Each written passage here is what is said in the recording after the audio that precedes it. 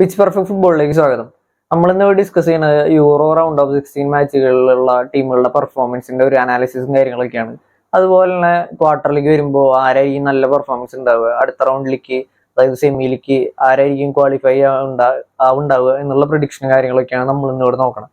ആദ്യത്തെ ബ്രാക്കറ്റ് നോക്കുകയാണെങ്കിൽ നമുക്ക് ഫസ്റ്റ് വരുന്ന മാച്ച് സ്പെയിനും ജർമ്മനിയും തമ്മിലാണ്. സ്പെയിന്റെ റൗണ്ട് ഓഫ് 16ത്തെ മാച്ച് നോക്കുകയാണെങ്കിൽ ജോർജിയക്ക് എതിരായിരുന്നു. അവര് വലിയ സ്ട്രഗിൾസ് ഇല്ലാണ്ടാണ് ആ മാച്ചിൽ ക്വാളിഫൈ ചെയ്ത് വന്നിരിക്കുന്നത്.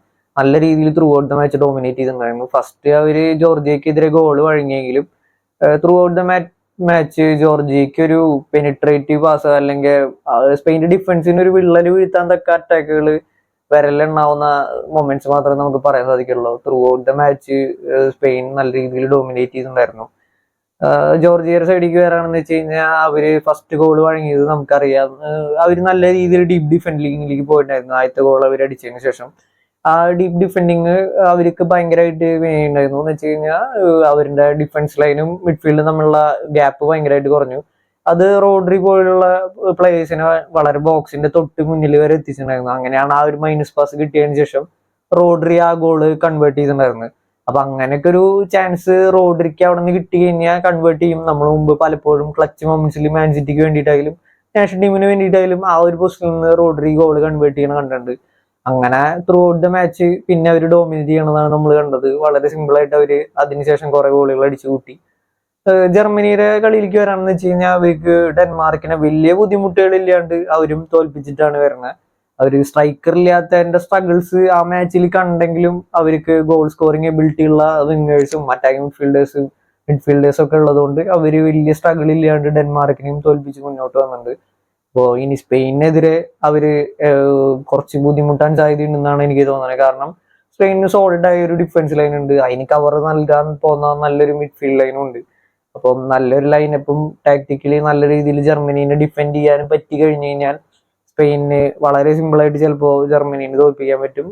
സ്പെയിൻ പ്രത്യേകിച്ച് ഒരു ഗോൾ കൺവേർട്ട് ചെയ്ത് കഴിഞ്ഞു കഴിഞ്ഞാൽ സ്പെയിനെതിരെ ഗോൾ അടിക്കാൻ ജർമ്മനിക്ക് വളരെ ബുദ്ധിമുട്ടായിരിക്കും. അപ്പോൾ ചാൻസ് കൂടുതൽ ഇവിടെ തീർച്ചയായും സ്പെയിൻ തന്നെയാണ്. പക്ഷെ കംപ്ലീറ്റ്ലി ഡോമിനേറ്റിംഗ് ആയ മാച്ച് നമ്മൾ പ്രതീക്ഷിക്കേണ്ട ആവശ്യമില്ല. കാരണം രണ്ട് ടീമുകൾക്കും നല്ലൊരു സ്ക്വാഡ് ഉണ്ട്. അപ്പോൾ നല്ലൊരു മാച്ച് തന്നെ അവിടെ കാണാൻ പറ്റുമെന്ന് പ്രതീക്ഷിക്കാം. ഇനി ബ്രാക്കറ്റിന്റെ അടുത്ത സൈഡിൽ നോക്കുകയാണെങ്കിൽ അവിടെ പോർച്ചുഗൽ വേഴ്സസ് ഫ്രാൻസ് മാച്ചാണ് വരുന്നത്. നമുക്ക് ഫ്രാൻസിനെ നോക്കുകയാണെന്ന് വെച്ച് കഴിഞ്ഞാൽ ഗ്രൂപ്പ് സ്റ്റേജിലാണെങ്കിലും റൗണ്ട് ഓഫ് 16 ഓപ്പൺ പ്ലേന്ന് ഗോള് കൺവേർട്ട് ചെയ്യാൻ പറ്റാണ്ടാണ് അവരിപ്പോ ജയിച്ചു കയറി ഇതുവരെ എത്തിയേക്കണത്. അതിൽ നോക്കുകയാണെന്ന് വെച്ച് കഴിഞ്ഞാൽ എംബാപ്പെ ഇല്ല എന്നുള്ള റീസൺ പലപ്പോഴും പറഞ്ഞിട്ടുണ്ടെങ്കിലും പല മാച്ചുകളിലും ഇപ്പോൾ റീസെന്റ് ആയിട്ടുള്ള മാച്ചുകളിലെല്ലാം എംബാപ്പെ സ്റ്റാർട്ട് ചെയ്തിട്ടുണ്ട്. അവർക്ക് വേണ്ടിയിട്ട് പറ്റാവുന്ന രീതിയിൽ മാക്സിമം ഔട്ട്പുട്ട് ആളുടെ സൈഡിൽ നിന്ന് ഇടുന്നുണ്ട്. പക്ഷെ ഓവറോൾ ടീമിന്റെ ഭാഗത്ത് നിന്ന് പെർഫോമൻസിൽ ഭയങ്കര ഡിപ്പ് വന്നിട്ടുണ്ട്. ഇപ്പോ റാബിയോന്റെ പെർഫോമൻസ് മിഡ്ഫീൽഡിൽ നോക്കുകയാണെങ്കിൽ 2022 വേൾഡ് കപ്പിൽ ടീമിന്റെ ഒരു മെയിൻ പ്ലെയർ ആയിരുന്നു റാബിയോ. ഈ ടൂർണമെന്റിലേക്ക് വരാണെന്ന് വെച്ച് കഴിഞ്ഞാൽ ആളുടെ സൈഡിൽ നിന്ന് പലപ്പോഴും മിസ്സുകൾ ഉണ്ടാവുന്നുണ്ട്. പിന്നെ അതുപോലെ തന്നെ ഡിഫൻസിലാണെങ്കിലും ഉപമെക്കാനോനെ പലപ്പോഴും ഇറക്കേണ്ടി വരുന്നുണ്ട്. ഉപമെക്കാനോ പലപ്പോഴും മിസ്സുകളും കാര്യങ്ങളൊക്കെ ആളുടെ സൈഡിൽ നിന്ന് വരുന്നുണ്ട്.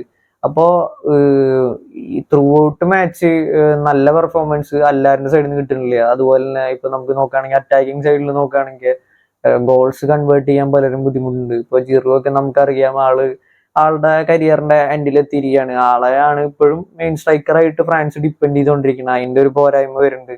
പിന്നെ ഡെമ്പലെ വിങ്ങിക്കൂടെ വെറുതെ ഡ്രിബിൾ ചെയ്തും ഓടിക്കൊണ്ടും പോകുന്നുണ്ടെങ്കിലും പല ബോളുകളും ഒരു തരത്തിലും ലക്ഷ്യത്തിലെത്തുന്നില്ല, അല്ലെങ്കിൽ ഗോളായിട്ട് കൺവേർട്ട് ആവുന്നില്ല. പിന്നെ അതുപോലെ നല്ല രീതിയിൽ കളിച്ചുകൊണ്ടിരുന്ന ഗ്രീസ്മാൻ, ക്ലബ് ലെവലിൽ നല്ല രീതിയിൽ പെർഫോമൻസ് കളിച്ചുകൊണ്ടിരുന്ന ഗ്രീസ്മാൻ ഇപ്പോ ഫ്രഞ്ച് ടീമിലേക്ക് വരുമ്പോൾ പെർഫോമൻസിൽ ചെറിയ ഡിപ്പുകൾ ഉണ്ടായിട്ടുണ്ട്. അതുപോലെ ടീം ഓവറോൾ നോക്കുകയാണെങ്കിൽ പല പൊസിഷനിലും പെർഫോമൻസിൽ കുറച്ച് ഡിപ്പ് വന്നിട്ടുണ്ട്. ഇതില് ഓട് വണ്ണായിട്ട് ഇത്തിരിയെങ്കിലും ഔട്ട്സ്റ്റാൻഡിങ് പെർഫോമൻസ് കാഴ്ചവെക്കുന്നത് കാൻഡെ മാത്രമാണ്. അപ്പോ കാൻഡയുടെ പെർഫോമൻസ് ഭയങ്കര ഇമ്പോർട്ടന്റ് ആണ്. ഇനി വരുന്ന മാച്ചുകളിൽ മേ ബി അവർ ഇമ്പ്രൂവ് ആയേക്കാം. പക്ഷെ ഇങ്ങനത്തെ ഒരു ഗോൾ അടിക്കാൻ പറ്റാത്ത സ്ട്രഗിൾ ചെയ്യുന്ന ടീം പോർച്ചുഗലിനെതിരെ തോൽക്കാനുള്ള സാധ്യതയാണ് വളരെ കൂടുതൽ. കാരണം പോർച്ചുഗലിന് അത്യാവശ്യം കുഴപ്പമില്ലാത്ത ഡിഫൻസും ഉണ്ട്. അതുപോലെ അറ്റാക്കിംഗ് സൈഡിലാണെങ്കിലും അവർക്ക് അത്യാവശ്യം നല്ല കളി വരുന്നുണ്ട്. ഇപ്പൊ റൊണാൾഡോ പലപ്പോഴും കൺവേർട്ട് ചെയ്യുന്നില്ല എന്നുള്ള ഒരു പ്രശ്നങ്ങൾ പറയുന്നുണ്ടെങ്കിലും അവർക്ക് ഗോൾസ് കൺവേർട്ട് ചെയ്യാൻ പറ്റും. അത് അവര് ഓൾറെഡി കാണിച്ചു തന്നുണ്ട്. അപ്പോ അവർക്ക് അങ്ങനത്തെ ഒരു പ്രശ്നം ഉണ്ടാവില്ല എന്ന് വിചാരിക്കുന്നു. പക്ഷെ നേരെ തിരിച്ച് ഫ്രാൻസിനാണെങ്കിൽ അവരെക്കാളും വളരെയധികം പ്രശ്നങ്ങൾ കൂടുതലുണ്ട്. അപ്പോൾ ഇങ്ങനത്തെ ഒരു ടീമിനെ ഡിഫെൻഡ് ചെയ്യുമ്പോൾ പോർച്ചുഗലിന് ഇത്തിരി കൂടി എളുപ്പമായിരിക്കും കാര്യങ്ങൾ. എന്നാലും ഈ എംബാപ്പെ പോലെ ഒറ്റൊരു സിംഗിൾ പെർഫോമൻസിൽ മാച്ച് തന്നെ മാറ്റി മറിക്കാൻ തക്ക പ്ലേയേഴ്സ് ഫ്രാൻസിലുള്ളപ്പോൾ മാച്ച് ഒരിക്കലും പോർച്ചുഗലിന്റെ സൈഡിലേക്ക് ഒരിക്കലും വൺ സൈഡഡ് ആയിട്ട് പോകാനും സാധ്യതയില്ല. ഇപ്പോ നല്ലൊരു മാച്ച് തന്നെ നമുക്ക് കാണാൻ സാധിക്കും അവിടെ. പക്ഷെ ഒരു പോർച്ചുഗലിന് ഒരു എഡ്ജ് ഉണ്ട് എന്നാണ് എനിക്ക് തോന്നുന്നത്. അവർക്ക് ഗോൾസ് കൺവേർട്ട് ചെയ്യുന്ന കാര്യത്തിലാണെങ്കിലും ഡിഫെൻഡ് ചെയ്യുന്ന കാര്യത്തിലും ഒരുപോലെ ബാലൻസ്ഡ് ആയിട്ടുള്ള സ്ക്വാഡ് ആയതുകൊണ്ട് അവർക്ക് ജയിച്ച് കയറി സെമിയിലേക്ക് എത്താൻ പറ്റും. ആദ്യത്തെ സൈഡ് ബ്രാക്കറ്റിൽ സ്പെയിനും ജർമ്മനിയും, രണ്ടാമത്തെ മാച്ചിലേക്ക് വരുമ്പോൾ പോർച്ചുഗലും ഫ്രാൻസാണ് ആ ബ്രാക്കറ്റിൽ വരുന്നത്. അപ്പോൾ ഈ സൈഡിൽ ഇത്തിരിയും കൂടിയും ടഫർ ഒപ്പോണൻസ് ആണ് വരുന്നത്. നമ്മൾ ഓൾറെഡി ഗ്രൂപ്പ് സ്റ്റേജ് കഴിഞ്ഞിട്ടുള്ള പോഡ്കാസ്റ്റിൽ പറഞ്ഞിട്ടുണ്ടായിരുന്നു, ഈ ഒരു റൗണ്ട് ക്വാളിഫൈ ചെയ്ത് വരുന്ന ടീമുകൾക്ക് ഈ ഒരു സൈഡ് ഓഫ് ബ്രാക്കറ്റിൽ ഇത്തിരിയും കൂടിയും ടഫർ ഒപ്പോണന്റ് ആയിരിക്കും ക്വാർട്ടർ ഫൈനലിൽ കിട്ടുന്നത് പറഞ്ഞിട്ടുണ്ടായിരുന്നു. അപ്പോൾ അതന്നെയാണ് ഇവിടെയും സംഭവിച്ചിരിക്കുന്നത്. ഇവർക്ക് ക്വാർട്ടറിലും സെമിയിലും നല്ല ടഫറായിട്ടുള്ള ഇപ്പോൾ ഒപ്പോണൻസ് എന്തായാലും ഉണ്ടാവും. നേരെ തിരിച്ച് അപ്പുറത്തെ സൈഡ് ബ്രാക്കറ്റ് നോക്കുകയാണെങ്കിൽ അവിടെ ഒരു മാച്ച് വരുന്നത് ഇംഗ്ലണ്ടും സ്വിറ്റ്സർലാൻഡാണ്. ഇംഗ്ലണ്ടിന് ഡിഫെൻസീവ്ലി അത്ര സോളിഡ് ആയിട്ടുള്ള ഇറ്റലീനെ കിട്ടാണ്ടിരുന്നത് ഭാഗ്യമായി എന്നാണ് എനിക്ക് തോന്നുന്നത്. കാരണം എന്തുകൊണ്ടാന്ന് വെച്ച് കഴിഞ്ഞാൽ ഇറ്റാലിയൻ ഡിഫൻസ് ഗ്രൂപ്പ് സ്റ്റേജിലാണെങ്കിലും നേരെ തിരിച്ച് റൗണ്ട് ഓഫ് 16 അത്യാവശ്യം സോളിഡ് ആയിട്ടുള്ള പെർഫോമൻസ് കാഴ്ചവെച്ചിട്ടുണ്ടായിരുന്നു. അവരുടെ ഓവറായിട്ടുള്ള ഡിഫെൻഡിങ് ടാക്ടിക്സ് കാരണമാണ് പലപ്പോഴും അവർക്ക് വിനയായതെന്ന് വേണമെങ്കിൽ പറയാം. അവരുടെ ഡിഫൻസ് അത്രയും സോളിഡ് ആയിരുന്നു. ഇംഗ്ലണ്ട് പോലത്തെ ഒരു ടീം അത്രയും തീരെ അറ്റാക്കിങ് ഔട്ട്പുട്ട് ഇല്ലാണ്ട് ആണ് നമ്മൾ സൗത്ത് ഗേറ്റിന്റെ ഈ കൊല്ലത്തെ യൂറോയിലേക്ക് വരുമ്പോഴുള്ള ഇംഗ്ലണ്ടിന്റെ ടാക്ടിക്സ് കണ്ടത്. അത് അത്രത്തോളം വർക്കൗട്ട് ആവണില്ല. അത് ചെറിയ ടീമുകൾക്കെതിരെയൊക്കെ പ്രത്യേകിച്ച് ബസ് പാർക്കിങ് കളിച്ചുകൊണ്ട് ഒരു ഗോൾ ലീഡിലൊക്കെ ജയിച്ച് കയറാൻ ശ്രമിക്കുന്ന ഇപ്പോൾ നമ്മൾ റൗണ്ട് ഓഫ് 16 കണ്ടിരുന്നു. അവര് ഭയങ്കരമായിട്ട് സ്ട്രഗിൾ ചെയ്തിരുന്നു ഒപ്പോണൻസിനെതിരെ. അപ്പൊ അങ്ങനത്തെ ഒരു സിറ്റുവേഷൻ ഒക്കെ വരുമ്പോൾ ഇംഗ്ലണ്ടിന് ഭയങ്കരമായിട്ട് സ്ട്രഗിൾ ചെയ്യേണ്ടി വരും. സ്വിറ്റ്സർലാൻഡ് അങ്ങനെ ഒരു ഇതിലേക്ക് പോവുകയാണെന്ന് വെച്ച് കഴിഞ്ഞാൽ ഇംഗ്ലണ്ട് വളരെ സിമ്പിളായിട്ട് അവർക്ക് ഒപ്പോണൻസിന് മുമ്പിൽ അടിയറവയ്ക്കണം നമുക്ക് കാണേണ്ടി വരും. കാരണം എന്തുകൊണ്ടാന്ന് വെച്ച് കഴിഞ്ഞാൽ ഇപ്പൊ നമ്മള് റൗണ്ട് ഓഫ് 16 കണ്ട പോലത്തെ ഒരു സ്വിറ്റ്സർലാൻഡ് ഇപ്പോൾ ഇറ്റലിക്കെതിരെ 2 ഗോൾ അവർ അടിച്ചിട്ടുണ്ടായിരുന്നു. അതുപോലെ അറ്റാക്ക് ചെയ്യാനും ഡിഫെൻഡ് ചെയ്യാനും ഡീപ്പായി ഡിഫെൻഡ് ചെയ്യാനും പറ്റുന്ന ഒരു ടീമാണ് സ്വിറ്റ്സർലാൻഡിന്റെ. നല്ലൊരു ബാലൻസ്ഡ് ആയിട്ടുള്ള സ്ക്വാഡ് അവർക്കുണ്ട്. അപ്പോൾ അങ്ങനെ ഒരു ടീം നല്ലൊരു ലീഡിലേക്ക് എത്തി ഡീപ്പായി ഡിഫെൻഡ് ചെയ്യാനുള്ള ഒരു ഇതിലേക്കാണെന്ന് വെച്ച് കഴിഞ്ഞാൽ ഇംഗ്ലണ്ട് ഈ ഒരു ടാക്ടിക്സ് വെച്ചിട്ട് പിടിച്ചു വെക്കാൻ ഭയങ്കര ബുദ്ധിമുട്ടായിരിക്കും. പക്ഷെ നമുക്ക് എല്ലാവർക്കും അറിയാം ഇതിൽ ഇംഗ്ലണ്ട് സ്ക്വാഡിലുള്ള എല്ലാ പ്ലേയേഴ്സും വളരെയധികം ക്വാളിറ്റി ഉള്ള പ്ലേയേഴ്സ് ആണ്. അവര് ക്ലബുകൾക്ക് വേണ്ടി ടോപ്പ് നോച്ച് പെർഫോമൻസ് ഡ്രിബിളിങ്ങിലും പാസിങ്ങിലും നല്ല രീതിയിൽ അറ്റാക്കിങ് ഔട്ട്പുട്ട് ഇടുന്ന പ്ലേയേഴ്സ് ആണ്. സൗത്ത് ഗേറ്റ് അങ്ങനെ ഡിഫറെന്റ് ആയിട്ടുള്ള ഒരു ടാക്ടിക്സ് ക്വാർട്ടറിലേക്കും സെമിയിലേക്കും ഇനി വരുന്ന റൗണ്ടുകളിലേക്കും പ്രയോഗിക്കുകയാണെങ്കിൽ ഇംഗ്ലണ്ട് ടീമിൽ നിന്ന് നമ്മൾ ബെറ്റർ ആയിട്ടുള്ള ഒരു പെർഫോമൻസ് പ്രതീക്ഷിക്കുന്നുണ്ട്. ഇനി ബ്രാക്കറ്റിന്റെ മറ്റേ സൈഡിലേക്ക് നോക്കുകയാണെങ്കിൽ അവിടെ നെതർലാൻഡ്സ് ടർക്കി മാച്ചാണ് വരുന്നത്. ടർക്കിയുടെ പെർഫോമൻസ് നമ്മൾ റൗണ്ട് ഓഫ് 16 കണ്ടിട്ടുണ്ടായിരുന്നു. അവർ ഓസ്ട്രേലിയക്കെതിരെ ടോപ്പ് നോച്ച് പെർഫോമൻസ് തന്നെയായിരുന്നു കാഴ്ചവെച്ചിട്ടുണ്ടായിരുന്നത്. ഓസ്ട്രേലിയയുടെ ടാക്ടിക്സ് നമ്മൾ ഗ്രൂപ്പ് സ്റ്റേജ് കഴിഞ്ഞിട്ടുള്ള പോഡ്കാസ്റ്റിൽ ഓൾറെഡി പറഞ്ഞിട്ടുണ്ടായിരുന്നു. റാൽഫ് റാഗ്നിക്ക് നല്ല ഗീഗൻ പ്രസിങ്ങിലൂടെ ടീമിനെ സെറ്റ് ചെയ്തെടുത്തത്. അവര് ഓരോ ഹാഫുകളിലും ആദ്യത്തെ ഒരു 30 മിനിറ്റോളം നല്ല രീതിയിൽ പ്രസ് ചെയ്യും. പിന്നെ അത് കഴിഞ്ഞിട്ട് ഒരു 15 മിനിറ്റ് അല്ലെങ്കിൽ ഒരു 10 മിനിറ്റ് ഡീപ്പായി ഡിഫെൻഡ് ചെയ്തിട്ട് എനർജി സേവ് ചെയ്യുക എന്നുള്ള രീതിയിലാണ് അവർ കളിച്ചുകൊണ്ടിരുന്നത്. ഇതില് ഒപ്പോണൻസിന് ഉണ്ടാവുന്ന മിസ്സുകളും കാര്യങ്ങളും മുതലെടുത്തുകൊണ്ടാണ് അവര് ഗോൾസ് സ്കോർ ചെയ്തിരുന്നത്.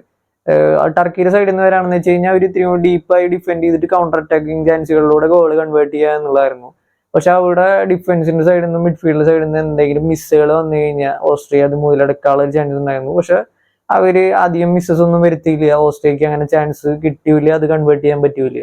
അപ്പോൾ നല്ലൊരു മാച്ച് തന്നെയായിരുന്നു അവിടെ കണ്ടായിരുന്നു. നല്ല 2 കോച്ചുമാര് തമ്മിലുള്ള ടാക്ടിക്കൽ വാർ നമ്മൾ അവിടെ കണ്ടായിരുന്നു. ഫോർമേഷൻസിന്റെ കാര്യത്തിലൊന്നും വലിയ ഷിഫ്റ്റുകളൊന്നും ഇല്ലായിരുന്നെങ്കിലും മാച്ച് നല്ല എന്റർടൈനിങ് ആയിരുന്നു. ടർക്കിക്ക് വേണ്ടി ഗോള് 2 നേടിയത് ഡെമിറാലായിരുന്നു. അവരുടെ രണ്ടാമത്തെ ഗോൾ ഒരു കോർണറിൽ നിന്ന് ആർഡാഗുള്ളറിന്റെ ഒരു കോർണറിൽ നിന്നായിരുന്നു ഡെമിറാൽ ഹെഡ് ചെയ്ത് ഗോളാക്കിയത്. അപ്പോൾ അത്രയും നല്ലൊരു ടീമിനെതിരെ നല്ല രീതിയിൽ കളിച്ചുകൊണ്ടാണ് ടർക്കി കയറി വന്നിരിക്കുന്നത്.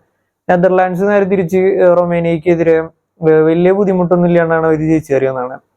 അവരുടെ ഡിഫൻസ് ഭയങ്കര സോളിഡ് ആയിരുന്നു. അതുപോലെ അറ്റാക്കിങ്ങിലായാലും നല്ല രീതിയിൽ പ്ലേയേഴ്സ് നല്ല രീതിയിൽ കളിച്ചിരുന്നു. ഇപ്പൊ സാവി സിമൻസ് ആണെങ്കിലും മലാൻ ആണെങ്കിലും നല്ല രീതിയിൽ ഒരു പെർഫോമൻസ് കാഴ്ചവെച്ചിരുന്നു. അപ്പൊ ഈ മാച്ചിലേക്ക് വരാണെങ്കിൽ ടർക്കിനെ സംബന്ധിച്ചിടത്തോളം അത്ര എളുപ്പമായിരിക്കില്ല നെതർലാൻഡ്സിനെ തോൽപ്പിക്കുക എന്നുള്ളത്. കാരണം നല്ലൊരു സോളിഡ് ആയിട്ടുള്ള ഡിഫൻസ് നെതർലാൻഡ്സിൽ ഉണ്ട്, നമുക്ക് എല്ലാവർക്കും അറിയാം.